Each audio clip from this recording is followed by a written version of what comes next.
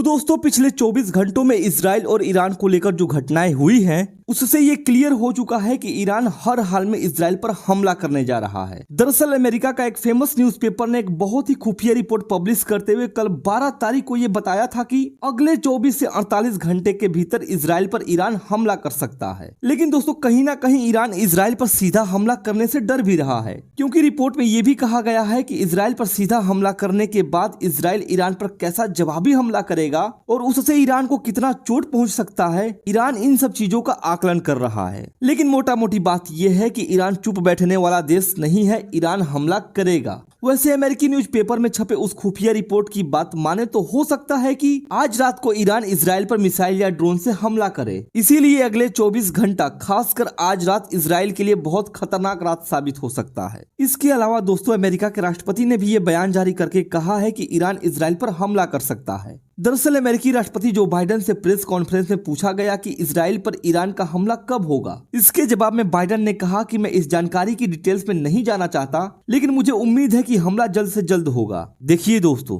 America के राष्ट्रपति अगर आधिकारिक रूप से पूरी दुनिया के सामने आकर ये बयान दे रहे हैं कि ईरान का हमला जल्द से जल्द हो सकता है, तो इसका मतलब कन्फर्म है कि ईरान हमला करने वाला है। ऐसे में दोस्तों ईरान के संभावित हमले को देखते हुए अरब देशों में मौजूद अमेरिका की मिलिट्री इस समय पूरी तरीके से इजराइल की सुरक्षा को मजबूत से मजबूत बना रही है। दरअसल कल शाम को एक खबर आया कि लाल सागर से होकर अमेरिका का एक एयरक्राफ्ट कैरियर इजराइल की सुरक्षा के लिए इजराइल की ओर आगे बढ़ रहा है। इसके अलावा दोस्तों खबर यह भी है कि ईरान के हमले के खतरे को देखते हुए अमेरिका ने अरब देशों में एक्स्ट्रा फोर्स की तैनाती की है। अब देखिए दोस्तों, ईरान के अगल बगल के अरब के देशों में अमेरिका ने अपनी सेनाओं को तैनात कर रखा है। ऐसे में अमेरिका ने ईरान को इशारों में यह मैसेज पहुंचा दिया है कि अगर ईरान इजराइल के लिए खतरा बनता है तो इजराइल की सुरक्षा करने के लिए अमेरिका हर मुमकिन से मुमकिन प्रयास करेगा। यानी ये हो सकता है कि अरब देशों की जमीन का इस्तेमाल करके अमेरिकी फोर्स ईरान से उलझने की कोशिश करे। लेकिन दोस्तों अमेरिका के लिए दिक्कत यह है कि कतर और कुवैत ने अमेरिका को यह कह दिया है कि अगर ईरान के साथ इजराइल का युद्ध होता है तो अमेरिकी फौज कतर और कुवैत की धरती का इस्तेमाल करके ईरान को जवाब नहीं देंगे। यानी अमेरिकी फौज कतर और कुवैत की धरती का इस्तेमाल करके इजराइल की सुरक्षा नहीं करेंगे। ऐसे में दोस्तों देखना ये होगा कि अगले 24 घंटे में खासकर आज रात को इजराइल को लेकर ईरान क्या करने वाला है।